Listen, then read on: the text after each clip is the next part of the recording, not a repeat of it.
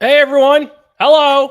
Guess what? It's US Open week, so we're going to talk some golf bets today like we usually do on Green on the Greens. Myself, Iain MacMillan, Cody Williams. Cody coming off a hot week. What a time to get hot. 2 and I, 4 last week at the Memorial, Cody.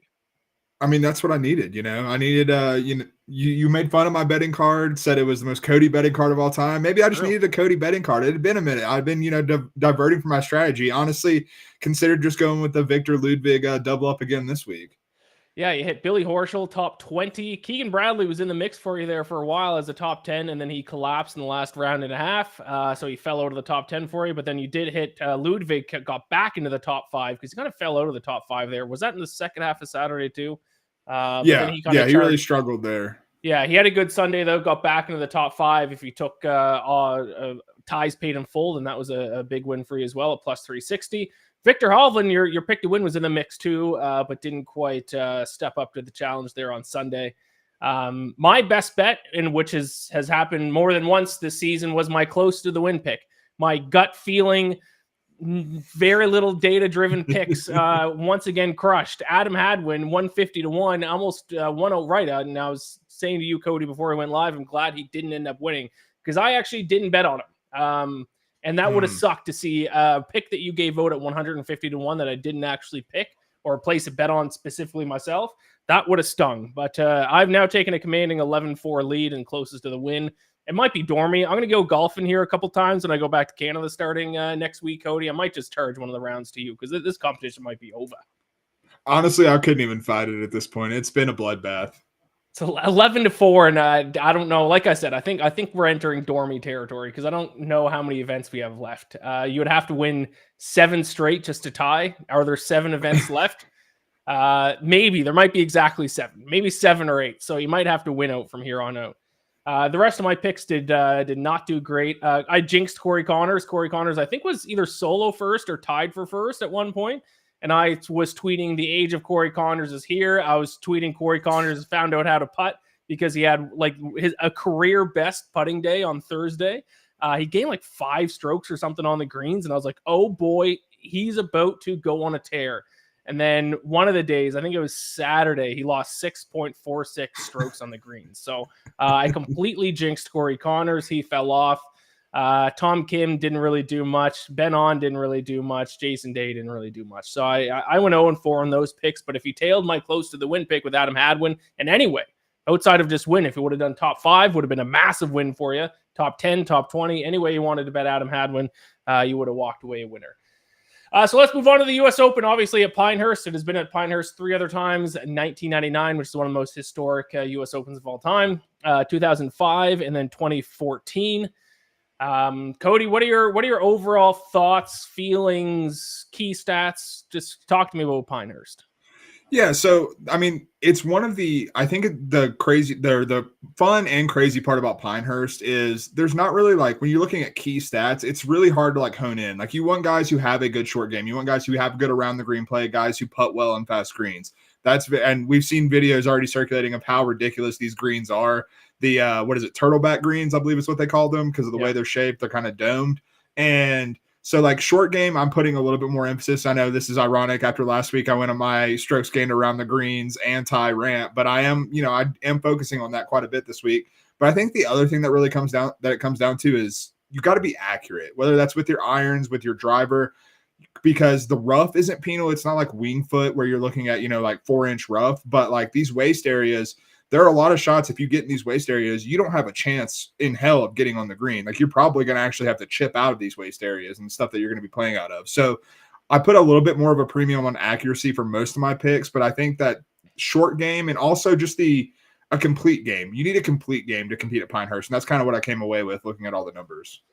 Yeah, definitely need a complete game like most majors, like most U.S. Opens for sure. One thing to kind of note, and it's going to be interesting to see if it's going to work this year, but in 2014, the reason kind of why Martin Kamer was able to kind of pull away from the field is that he putted a lot off the greens instead of chipping.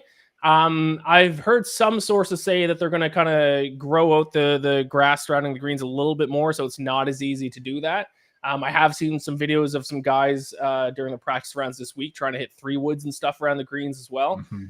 So that's going to be interesting. So that kind of, it does, a lot of my handicapping is strokes gained around the green. But if guys are going to be putting and hitting 3-woods around the greens as opposed to chipping, then I don't really know how much of a correlation strokes gained around the green for the season is going to be with strokes gained around the green this week, if that makes any sense. No, I think it does, but at the same time, I think it still has somewhat of a correlation, just because even if you're not playing, with your wedges or like similar clubs that you normally would when you think of strokes gained around the green, I still think there is something to be said for like feel, for that ability to read how these shots are going to come off. And like, I think of someone like Scotty Scheffler plays a lot of different shots around the green, and he does it in different ways, but he has that complete around the green game. And I feel like that's what you need to really thrive in that category. Yeah. For sure. So yeah, overall complete game. How difficult? Let me ask you this. What do you think the winning score is going to be this week? God, that's really overall tough. Pinehurst, it's been Payne Stewart won it 1 under, I think it was. And then 2005, I'm blanking. What was the name of the guy who won? Michael Campbell won, I think, even par. And Martin Keimer won it 9 under, but he was 8 strokes ahead of second place. So, I mean, that was a little bit of an outlier. Generally, played extremely difficult. So it's kind of hard to determine what the winning score is going to be this week, especially because actually the past handful of years, the USGA has actually backed off. The winning scores at these events have been a little bit lower than what we were used to seeing. We're like even par or even 1 over could win events. So what do you think Cody's going to be the winning score this week? I'm not going to give you an exact number, but I think in that 3 to 5 under range, because I think we're in a better spot talent-wise, deeper talent pool than we were in 2014, just quite frankly, in terms of the guys we have playing, how many guys I truly think could win this week. And so I think 3 to 4 under, like a little bit of improvement from what we saw kind of the not Martin Keimer level, like the non-Martin Keimer division in 2014, because when you look back at 1999 and 2005, those were before the redesign. I believe the redesign happened in 2011. And so, like, when we started getting these waste areas, we still saw it play hard. There were 3 players under par in 2014. So, like, I think with a slight improvement from that, I'm looking at that 3 to 5 under range. I still think it's not going to be a crazy low score that wins this. Yeah, 5 under was what I wrote in my prediction article. So I'm right there with you. I've heard some people say that it's going to get to double digits. I don't know if that's going to necessarily be the case, but I like the harder the better, in my opinion. Absolutely. That's what I think of. I think that's what most people think of when they think of a U.S. Open. They think of almost more of a mental test as much as it is a test of golf. Yeah. I just had to place a bet that I forgot to place, and if I didn't place it right this moment, I was going to forget to do it. And I will reveal that bet in just a few minutes. So let's get to our picks, unless there's anything else you need to add for Pinehurst. But I think generally, you just got to have an overall game. Obviously, ball striking is going to be the most important. Distance off the tee is going to help guys, but it's not kind of the be-all, end-all. And then we do kind of need to find some guys who are decent around the greens as well. So I mean, I've just basically listed every single area. So. You got to be good at golf to win a U.S. Open. Breaking news. Very true. I was going to say on the distance point, I'm actually not looking as much into distance as I thought I would, just because the course is playing so firm, so fast. No rain in the forecast for this entire week. Like, I think someone like some of the shorter hitters on tour, they're going to have their ball run out 20 to 30 yards longer than we've seen. The DGen in the chat saying, I regret to inform you that Morikawa is back and winning this weekend. Morikawa, I don't know if he has that dog in him anymore. Early version of Morikawa, the one that won the PGA Championship and won the Open, like, he was not phased in those final rounds. We've now seen him phased in the final rounds several weeks. I guess he did kind of push Scheffler this past weekend, but he was in the final group, both of the Masters and the PGA Championship, if I'm correct, and melted in both. So yeah, he was. Morikawa makes me nervous. I'll refrain from explaining too much about Morikawa right now. All right, we will get to that in a little bit. I forgot about that. We'll get to Morikawa here in a little bit. Let's get into our picks to finish in the top 20. Cody, go ahead. So top 20, I'm talking about complete game, talking about accurate guys. Russell Henley plus 250 to finish in the top 20.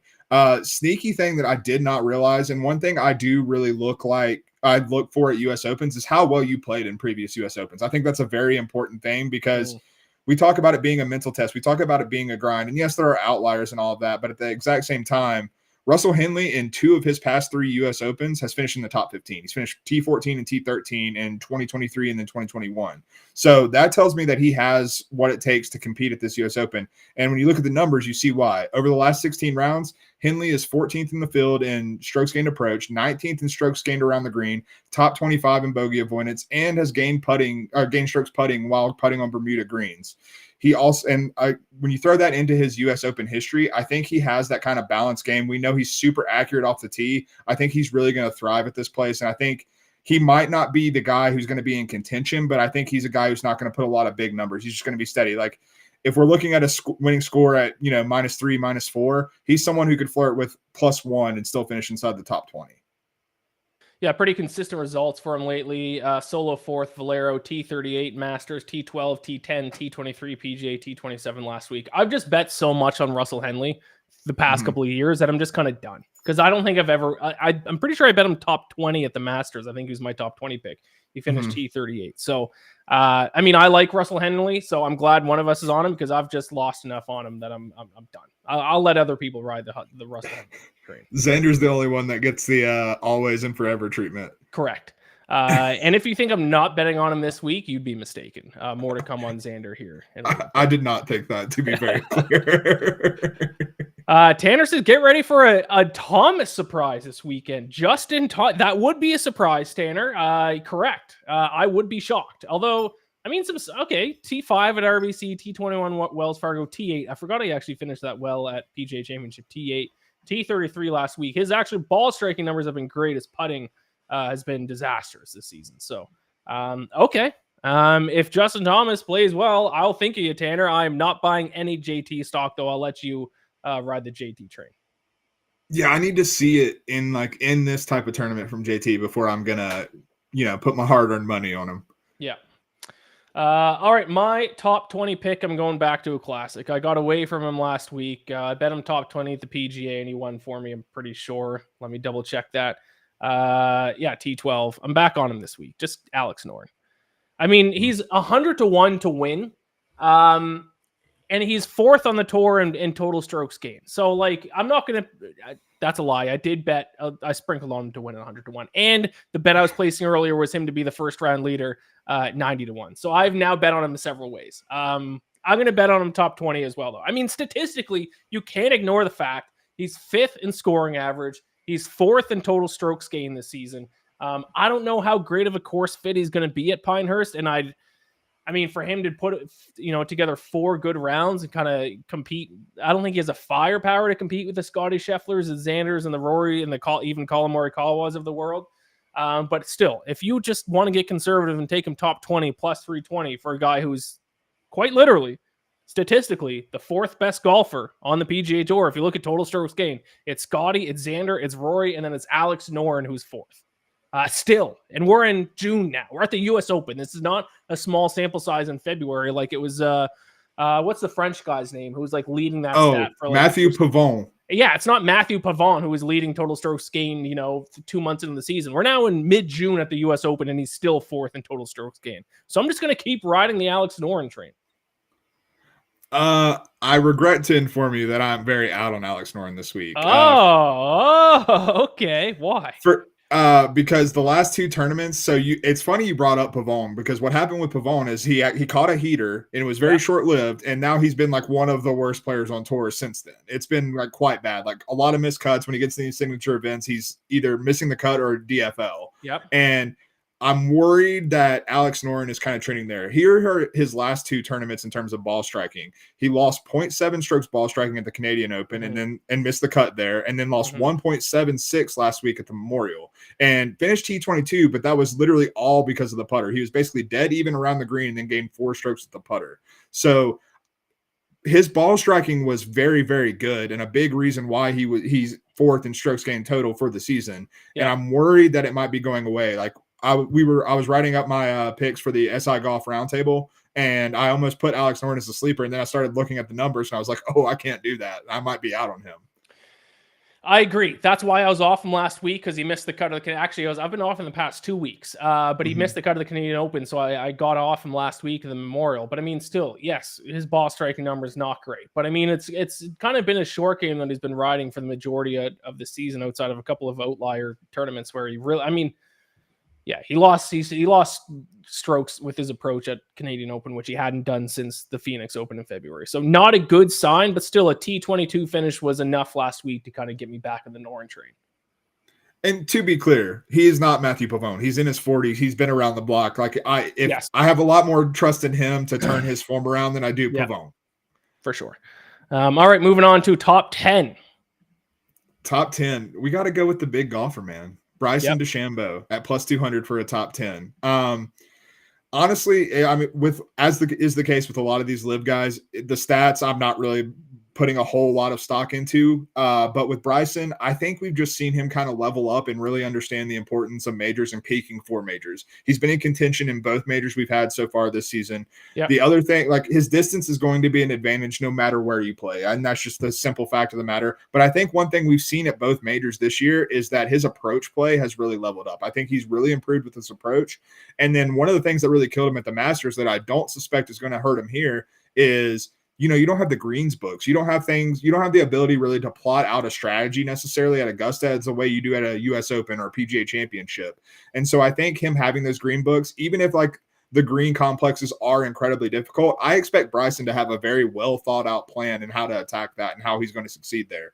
I'm sprinkling on him to win as well, but as a top 10 play, I feel like I'm very confident in the top 10. Yeah, I have absolutely no argument with that. I hadn't pegged in as my top 5 pick, so I had to switch here. So we both like Bryson this week. If you look at Data Golf's course fit numbers, it's actually Bryson DeChambeau is the biggest course fit in the entire field for Pinehurst. Is Bryson? I want to talk about his irons that have been 3D printed. What are they called again? I have no idea, honestly. There's a name for them that's slipping my mind right now. But is that cheating? It might be cheating. I mean, technically it's not because, I mean, obviously you wouldn't be able to get them approved. But it might be kind of cheating. I mean, it might be. But at this point where we are with the golf equipment, I feel like most golf equipment is cheating. Like the fact that these drivers that they're using are so forgiving that you can just wail away at the ball and you're still not going to like miss that bad. Like, I don't know. To me, it all gets lumped into the equipment discussion. And if we're going to push the boundaries from TaylorMade, from Titleist, from all these big brands, from Ping, like I don't see why someone making their own irons if they're going to be approved, I don't see why it's an issue. He went from a middling golfer the past couple of years to now competing in both majors so far. I think I'm going to bet on Bryson just because I think his irons might be giving him an unfair advantage. And well, another thing that will give him a fair advantage this week is with these fast greens, one of the ways to combat that and for fast and firm greens is a high ball flight. And according to Data Golf, no one has a higher ball flight on approach than Bryson DeChambeau. So that's going to serve him very well. Avoda Golf. I thought they were named something else, but this article is telling me it's Avoda Golf. You might whatever be thinking of the driver. He has that long drive driver in the bag. Oh, I think that's what I was thinking of for the name of it. What's the name of that? Do you know that off the top of your head? I can't remember. It's something like egregiously broy. And I'll look it up while you give Avoda Golf is his irons though. So yeah, I mean, I have to bet on him because I think he might be cheating. Even though he's not technically by the rules, he kind of is. So yeah, I like Bryson and all the It's a crank driver. Yes, that's what it is. Crank driver. Yes. Cheating. Crank with a K. Don't know how, but it's cheating. All right, my pick to finish in the top 10, another guy I'm going back to. I bet on him last week or 2 weeks ago, 90-1 to win. I'm going to make him my top 10 pick for the show, and that is Corey Connors once again. His putting fell apart. I jinxed him. It's crazy how often the moment I tweet about a guy, he falls apart almost instantly. Like if you ever see me tweet about a golfer, bet on them to bogey his next hole. I mean, it's crazy how often it happens. Corey Connors, either solo first or T1. I tweeted about him, and I think he shot like the rest of the tournament. He shot like 12 over par or something. Bananas like that. His putting completely fell apart, but we're still seeing flashes of putting at least in the first round. And still his ball striking numbers have been absolutely insane. Last week, not quite as good as they were the weeks prior, but still, he's one of the best ball strikers on tour. We're talking about an event where you have to be able to strike the ball well, especially on these tough greens. His chipping last week was actually very good, which is promising heading into this week. I just think he's mispriced. He is second on the PGA Tour in strokes gained approach this season, behind only Scotty Scheffler. U.S. Open is a ball striker's event. It always has been. He is the second best ball striker on tour. Now, my biggest concern for him, though, is that he's never made the cut at a U.S. Open. He has sucked at U.S. Opens. Miscut last year, miscut 2022, miscut 2021, miscut 2020, miscut 2017. I'll forgive him for the 2017 one. I don't even know how he got in the field that week.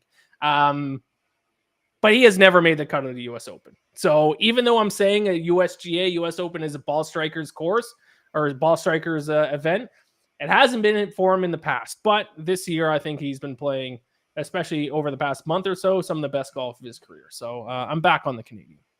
He's due, and that's what that he's due. He's due to at least make a cut. Let's make a cut, and then we'll worry about the weekend.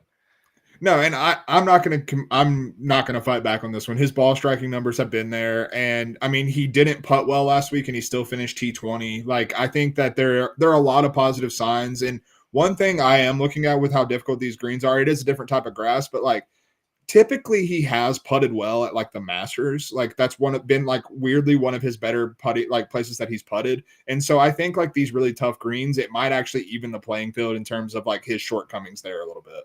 Yeah. All right, let's move on to top five. Your top five pick was my top five pick as well. So I pivoted. I kind of let you have first dibs this week. So I love this pick. I bet on this guy to win as well. So let's break it down. As did I, and that's Hideki Matsuyama. We've been all over him all year. Like he's another guy that we've just fallen in love with the stat profile. But I mean, when we're talking about a complete game, it's Hideki Matsuyama, and the numbers have been backing that up over his last 20 rounds. Second in strokes gained around the green, third in bogey avoidance, seventh tee to green, top 20 in strokes gained approach. And even the one thing I found looking at the approach number, that's a little bit misleading because the Masters and PGA Championship, where it seems like he was probably still nursing that neck injury because those are the only two tournaments he played leading up to last week's Memorial. He lost pretty significantly on approach, but then gained last week at the Memorial. So I think that's a very good sign. Gained 3.6 strokes on approach last week. In terms of U.S. Open, he's also succeeded pretty well at basically all different types of venues. He played his first U.S. Open in 2013, and since then he has 6 top 20s, 3 top 10s, and 2 top 5s, including the last in 2017 when he was solo fourth. Or sorry, he was runner-up in 2017, and in 2021 he was solo fourth. He also made the cut when he was extremely young, his second ever U.S. Open at Pinehurst, finished T35, I believe. So I like everything that he's doing. His around the green play, he's been one of the best around the green players in the world for a very long time. Leads the tour right now in strokes gained around the green. Yeah, exactly. But he's also, what makes that even more significant is he's fixed the issue of bleeding strokes with the putter. He's not the best putter in the world. No one's going to mistake him for that, but he's not losing Corey Connors at the Memorial-esque numbers of strokes putting. So I think with that fix, with how complete his game is, and with how well he frankly plays difficult golf courses. You look at Augusta, you look at Riviera. Like he has played all these places very, very well. And so I'm big on Hideki this week. Yeah, he's actually gained strokes putting in 6 of his last 8 starts. Everyone on the planet was on him heading into the Masters, and we called it. That was a bad sign. We were on him too. It seems like whenever everyone is on a golfer, they're terrible. And then he wasn't going to the PGA Championship either. But like you said, last week it seems. He took some time off. He only played, the 2 majors in like a 2-month span, came back last week, and then looked like he returned to the form that he was in before the Masters. So because of that start last week, you got to get back on Hideki Matsuyama, especially because his odds compared to where they were before the Masters, much better value now. He was like, what, 22-1 going into Augusta? Yeah. Now he's, at least I'm just looking at FanDuel right now in front of me, 40-1 to win this week. Obviously, you got him top 5 ties included at plus 650. Yeah, I think I got 45 on BetMGM. Yeah, I was gonna say I think I got him at 45 somewhere. So yeah, that might be the best price out there right now. Still much better value than what you would have got heading into the Masters. So yeah, I like Hideki a lot. My top 5 pick was a last second pick. I'm going to be honest. I had to do a last second swap there. I did not see that we had a player overlapping for top 5. So I'm going to go with a guy who nobody has talked about this week. And now because I made him as a last second pick in the show, I will be betting on him. I'm going to go Max Homa. Saw some good things last week, the Memorial T22, but his approach game he actually had the best approach performance that he had since he won on the European Tour in November. Last week was his best tournament with his irons since then. His short game wasn't great last week, but that's generally one of the strongest parts of his game. So if he can bring last week's approach play into with the short game that we usually see from Max Homa, he could be in contention here. Now, much like Corey Connors, this is another guy who has sucked at the U.S. Open his entire career. Even last year at LACC, he doesn't he hold the course record at LACC, and then he missed the cut. So, but now he does have some experience. That was before he ever placed in the top 10 at a major, and then he finished T10 later that year at the Open, T3 at the Masters this year. So he does have some experience contending at a major. And hey, nobody's talking about him this week. He's still one of the best golfers in the world. He's obviously not at the level of the Scheffler, the Xander, the Rory, but I mean, he might be in that second tier. Actually, I would say he is in that second tier. So absolutely, keep an eye out for Max Homa this week. I like him based on what I saw from his approach play last week. I'll take him top 5 plus 650. Not going to bet him to win. Top 5 though.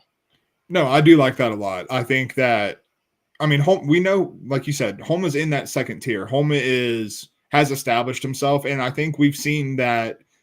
We said last year, or everyone was saying last year, that the next step was hit for him to level up in majors, and we've started to see signs of that. So I think that a continuation of that, and it just seems like a course that could fit him well, especially with how strong his short game typically is. Yep. All right.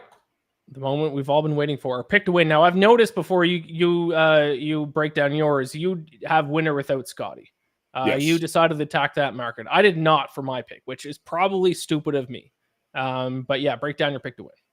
Yeah, because full disclosure, I am absolutely betting on Scotty this week because I think you're setting yourself up to lose money if you're not. But I'm going with Colin Morikawa, winner without Scheffler at plus 1,200.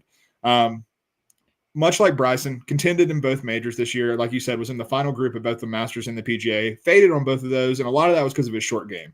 His final round short game numbers have been pretty bad, and the short game does worry me here. Don't get me wrong, but when you look at the overall numbers, it's really hard for me to get away from that. In the last 16 rounds, 16th in strokes gained approach, and that's trending way, way up. He has started to really gain more and more on approach over the last few events. And then he's also, over the last 16 rounds, 7th in strokes gained around the green, which that surprised me. I did not think, when I think of Colin Morikawa, I don't think of a top 10 player in strokes gained around the green, but that's been a strength of his game as of late. And then he's 5th in strokes gained tee to green and top 25 in bogey avoidance. When you look at the strokes gained numbers in recent form, like over the last 3 tournaments, he's gained at least 3 strokes off the tee and 3 strokes off on approach in each of the last 3 tournaments. And it's been increasing in terms of total strokes gained ball striking. He's an accurate driver, so I think he's going to be really able to avoid a lot of the trouble that Pinehurst is going to have off of the tee. And then when you throw in the approach play that seems to be getting back to Colin Morikawa levels, even if he does miss the greens with how well he's playing around the green, I think he's in the form to really attack Pinehurst the way you need to. Yeah, and you know what I do like about this bet specifically, and this kind of goes back to DGen saying Morikawa's back, but my comment about that is if you do winner without Scotty, he can obviously win this bet if he's second place. Yeah, which he's, if not, has he been solo second yet? Not this year, I don't believe. Last week. Well, last week he was solo second. Oh yeah, last week he was solo second. Sorry. And it was 2 Scotty. So I mean, if it's going to be winner without Scotty, the dog factor doesn't come into play quite as much because it could be him and Scotty in the final group, and he, doesn't do enough to get the win, but he does enough to come in second like he did last week, and then you win this bet. Yeah, and I mean, ideal scenario is we're looking at a Henrik Stenson, Phil Mickelson at the Open situation where they're lapping the field and just mano a mano. One of the most underrated majors of all time. Oh, absolutely, phenomenal watch. No one really talks about that final. That final round was unbelievable. Might have been the most fun final round I've ever watched of golf. No, absolutely. Like this year I've turned it on just on YouTube and just watched the final round broadcast just because it is that good. Yeah. So I mean, if you get that between Colin and Scotty, you're laughing. Oh yeah. I'm laughing all the way to the bank, baby. I agree with everything you said, though. I have no argument against Colin Morikawa. He, struggled a little bit in the March, April kind of part of the calendar, but he's turned it on, and his approach numbers have actually improved each of the last 4 events too, and now he's getting back to prime Colin Morikawa. So, because there was between the Arnold Palmer and the RBC, he lost strokes approach 4 of 5 starts, which you never used to see with Colin, but he's fixed it completely. Yeah, I was actively like fading him at that point. Like it was not pretty. All right, my pick to win. I don't even need to say it. We're going back to back, baby. We're going back to back. Let me just start off by reading off Xander Schauffele's career finishes at the U.S. Open. In his career, T5, T6, T3, solo 5th, T7, T14, T10. Those aren't his best finishes. That's every finish at the U.S. Open. Let me read those again. T5, T6, T3, solo 5th, T7, T14, T10. He's never finished worse than 14. He's finished inside the top 10, 5 of 7 starts at the U.S. Open. Now he has the monkey off his back that he can never win a major. He has a major. He's been playing by far the best golf of his career. And statistically, it is Scotty, a gap, Xander, a gap, and then everyone else. And then maybe like Rory, and then a gap, and then everyone else. But Xander has been clearly the number 2 golfer on the PGA Tour this season. If anybody has the firepower, it's really Rory and Xander. Rory, the issue is he doesn't put forward complete rounds together. But if anyone actually has the firepower to take on Scotty Scheffler when they're both playing well, it's Xander, and I don't know if there's anyone else. Outside of Rory, if he could string together 4 straight rounds, but I don't think he can. I think he might go back to back. This is the major that like, if you would have asked me what major is Xander finally going to win, I would have said U.S. Open, because his history at the U.S. Open has been unbelievable. And that was actually the point I was just going to bring up, because when you compare it to the PGA, in terms of totality of what he's done at every separate major, the PGA has been his worst historically. Like it's not been like the most favorable. And maybe that says something about Valhalla, but at the same time, like he did get the monkey off his back. I don't have any major arguments. The one thing I am curious about is if the scores are as, what's the word I'm looking for? Like limited as we expect them to be at this event. I'm not entirely sure that necessarily fits what Xander Schauffele does best. I think Xander is much more comfortable in not necessarily a birdie fest, but a lower scoring major or a lower scoring tournament. But at the same time, with the way he's playing, I can't argue with it, because with the way he's playing, he can compete anywhere and contend anywhere. And I will say one thing that actually has an advantage on Scotty Scheffler is putting. Of all the elite golfers on tour, Xander's the best putter. And he had one of his best tournaments of putting last week at the Memorial. His actually ball striking numbers weren't good last week, which is concerning. But he was putting it unbelievably. And that is obviously Scheffler's one weakness. So if he can even get close to Scheffler's ball striking numbers this week, he putts well enough. He can kind of, edge him out there. Yeah, and he's trailing Scheffler in strokes gained felonies dropped though. So unfortunately, strokes gained mugshots. Yeah, just get arrested this week, Xander, and then we'll be all over it.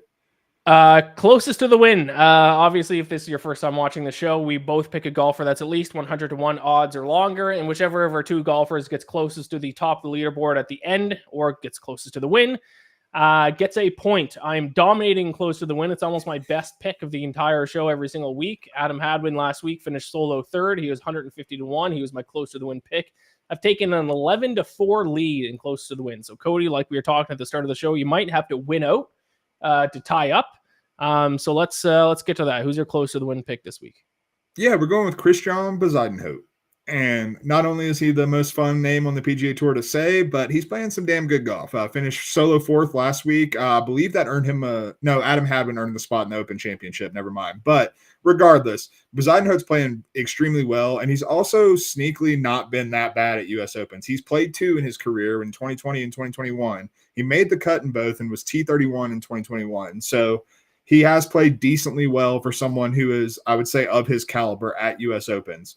When you look at the numbers over the last 16 rounds, he's 5th in strokes gained around the green, 13th in putting in Bermuda, and we've seen how highly his approach play can spike earlier in the season. It's dipped off a little bit from that, but he's still gaining strokes with that. I just think he's showing a pretty complete game right now. The form is good coming in, and with a decent history at the U.S. Open, him being 120-1, it seems like a pretty easy play for me. Yeah, I like Bazoo Newt a lot, so I'm not gonna argue against that, especially at those odds. By the way, I just want to back up because I meant to mention this when I was talking about Corey Connors, my pick for him to finish in the top 10. I need Corey Connors as a Canadian to have a big week this week because I don't know if you heard, because of Adam Hadwin's solo third place finish last week, he bumped Corey Connors off the Olympic team. Canada needs its best golfer at the Olympics, and Corey Connors, say what you will, he doesn't have a win this year. Nick Taylor, that's why Nick Taylor is one of the two spots because he won the Phoenix Open. We need Corey Connors to be at the Olympics as a Canadian. He's our only shot to win a medal. Nick Taylor's not winning a medal. Adam Hadwin's not winning a medal. So as much as, I was cheering for Adam Hadwin last week, he's kind of screwing his own country by stealing a spot from Corey Connors. So, and I think this might be the last week that players can move up for the Olympic standing. Maybe Travelers next week as well. But I know this is the last week. Yeah. So Corey Connors, you gotta have a big showing this week. You might need to be like for me to win this bet top 10 for him to bump Adam Hadwin back out of the Olympics. As an LPGA sharp, you can enlighten me. What happened with the woman who got DQ'd and now lost her Olympic spot? Did you see all of this? Yeah, Nasa Hasatoaka. I mispronounced that last name. I think they still have this event too, so she needs a strong finish. But yeah, she was looking for her ball for 3 minutes and 25 seconds, and she had a rules official there with her looking for the ball. The rules official said nothing. She found her ball after 3 minutes and 25 seconds, finished the round, and then they went back and reviewed the tape and saw that she took 25 seconds longer than the limit, and then played that ball, signed the scorecard. That's a DQ, and because she got a DQ, she dropped out of the top 3 for Japanese women. So, my God, yeah, don't do that, Corey. She has to have a big week this week to kind of get back in the mix. So, yeah, that sucks for her. Yeah, don't do that, Corey. Take under 3 minutes looking for your ball. Yeah, well, I mean and I think the whole thing is, I think it comes down to resources for LPGA events. Like if the rules official there isn't timing that for you, then like I don't know, like if you can. What's he there for? Yeah, right, exactly. So like if the rules official is not going to say anything to her, then like is it really her fault? And it might just be like LPGA just doesn't have the resources to time people when they're looking for their golf ball. So whereas the men's game probably does. So yeah, Corey, let's keep that under 3 minutes. But Pinehurst, you're not really going to lose balls. You're going to have to shoot a lot of golf balls out of waste areas, but you're not going to lose many. Hopefully. If I would find ways to lose balls. Oh, absolutely. I golfed last week, and I think I lost 29 balls. It was bad. All right, my close to the win pick to wrap up the show here. I'm going to go Ryan Fox. Close to the win pick at 150 to 1. He's been playing some solid golf. T7 at the RBC Canadian Open a couple of weeks ago. If you look at his profile, every week he seems to be good in some areas and then bad in another, but it's not consistent with where he's bad or where he's good. Like he'll have like a couple of weeks where his approach game is good, but he's bad around the greens, and then a couple of weeks where he's good around the greens, but his approach game is bad, and then he'll putt good for a couple of weeks and then putt. So he has the tools to do everything. He just needs to have a week where all 4 of them are good in the same week. And if he does, that's when he contends. So some solid finishes already this year. T7 at the Canadian Open, like I mentioned.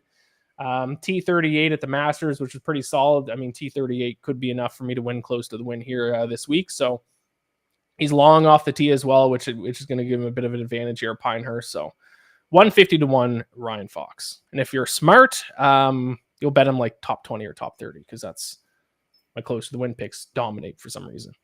I was going to say congrats to Ryan Fox on winning the U.S. Open. Right. So.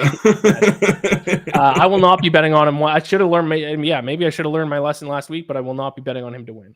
You got to put like $5 on it. Come on. Yeah, maybe I will. Well, is he New Zealand or he's a New Zealand, right? Yeah. Is the guy who won in 2005? Is he New Zealand or Australian? He's New Zealand too, I think. Right? Ooh, that's a great question. New Zealand. Yep. Okay, now I mean, that's just a sign. Maybe the Kiwis just dominate Pinehurst. I'm betting on them right now. And there we go. Like I said earlier, when I think of a bet, if I don't place it immediately, I forget about it and then I don't place it. So 150 to 1. Is that his best odds at BetMGM? Because that's where I got it for close to the win. I will check that out for you real quick. And this now counts as an official pick. If Ryan Fox wins the U.S. Open, Oh, we're counting it for sure. I'm taking a victory lap. It's going to surpass my Brian Harman pick last year, which was 120 to 1. Can I get better than 150? Oh my God. Sorry, computer is not cooperating. We have a one. FanDuel is 170 to 1. FanDuel. All right. I don't want to log into that app. I will after this, but I will get him at 170 to 1. All right, there you go. That's our show. Final thoughts for the U.S. Open. One prop bet I really, really like, and this is to be a parody of myself. Ludwig Aubert is plus 160 on BetMGM to be the top U.S. Open debutante. Okay, finish. I bet someone else. Okay. So frankly, this is about Ludwig just being the best golfer of that group. Did you bet the Højgaard twin? No. Okay. But he is just by far the best golfer in this group. Like, it's plus 160, and I believe the next best odds are plus 900. So like that shows you the discrepancy that even the sports books see in the talent. And frankly, I feel like he should be like minus money in that group. And so getting plus money there, I think there is some value. Who do you like? So I placed for that bet, not Ludwig is, name in terms of name, he's like, it is kind of surprising. He's really like the only elite golfer who's a debutant this week. But I took the third guy on the list, Tom McKibben, top debutant, 12 to 1. How about that? Let's get into some Tom McKibben action. He has finished in his last 3 starts on the European Tour, T7, T23, and T8. He's been playing some great golf over in Europe. He's finished outside the top 25 just once in 10 starts in 2024. Just the model of consistency. Now, he's not going to finish top 10, so I kind of need I need Ludwig to not play well, because Ludwig could just finish top 10 and nobody else in that group is going to finish top 10. But if Ludwig doesn't play well, you heard it here first. Tom McKibben, DP World Tour legend this year. What events did he get those finishes in? Because the DP World Tour has some events where the fields are a little suspect. Well, last week at the European Open, T8. Okay. I think there were some good golfers in the European Open, wasn't there? It was not what I would call a bad DP World Tour field. Yeah. You can tell on the DP World Tour, if you look it up on Data Golf, if it has strokes gain data, then you know that it's a decent event. The other one that had strokes gain data, which I'm guessing was a decent event, was the Commercial Bank Qatar Masters. As Masters, they must be good. That's actually a pretty decent field because it's in Qatar, so there's a lot of money on the line, so a lot of guys show up. So there you go. So don't talk down to my boy Tom McKibben. Have I heard of him before today? No. Am I betting on him? He's the first tee time on Thursday. I'm going to bet his 3-ball too. Tom McKibben plus 130 against Montesaro and Hoev. Don't know those guys. The fact that you're extending your position on Tom McKibben is just a lovely, lovely thing. Give me the more Tom McKibben, the better. Yeah, he's already on the all-name team All-Stars. Like, yes. That's a beautiful name. Tom McKibben. Where's he from? England. Perfect. Okay. Or is that Northern Ireland? I think that's Northern Ireland. Yeah, he's Northern Irish. Can I bet on him to finish as the top Northern Irishman this week? Probably do. I don't think they do Northern Irish. I think they do like just Ireland. But unless you have a lot of faith in Shane Lowry or Seamus Power, probably still worth the bet. I'm all in on Tom McKibben. I should have made him my close to the win pick. I see that. All right. I just placed 3 separate bets on Tom McKibben. All right.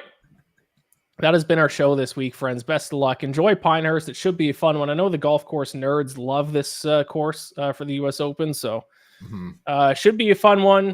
Best of luck with all your bets. Gamble or bless. We'll be back next week for the Travelers Championship, correct? Yep, Cromwell, Connecticut. The final signature event of the year. All right, good luck. Talk to you then. Bye. Bye.